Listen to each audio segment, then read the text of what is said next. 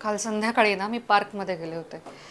आपल्या शेजारी राहायला आलेल्या आजी आहे ना, त्या रोज तिथे येतात, एकट्याच. म्हणजे खूप दिवसापासून बघत होते की त्या झाडांकडे बघत बसतात, कधी रिकाम्या बाकाकडे. काल मी जाऊन बोलले त्यांच्याशी की तुम्ही अशा एकट्याच का येतात, म्हणजे घरी कोण असतं?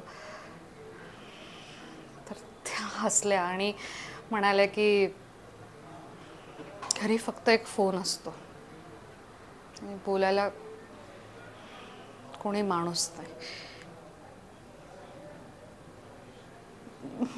मी क्षणभर स्तब्धच झाले रे की आपण सोशल मीडियावर रोज इतक्या लोकांशी बोलतो आणि आपल्या आपल्या शेजारच्या आजींशी आपल्याला बोलायला वेळ नाही. पुढे म्हणाल्या त्या की त्यांचा मुलगा परदेशात असतो. तो म्हणाला की तू इथे वृद्धाश्रमात राहा, इथे तुझी काळजी घेतील.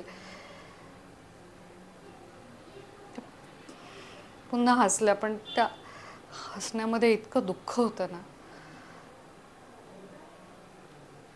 मी त्यांना मग घरी घेऊन आले की चला आजी चहा घेऊ. चहा घेतल्यावर त्या म्हणाल्या की तू अगदी माझ्या मुलीसारखीच. त्यांच्या त्या वाक्यात एवढी ऊब होती.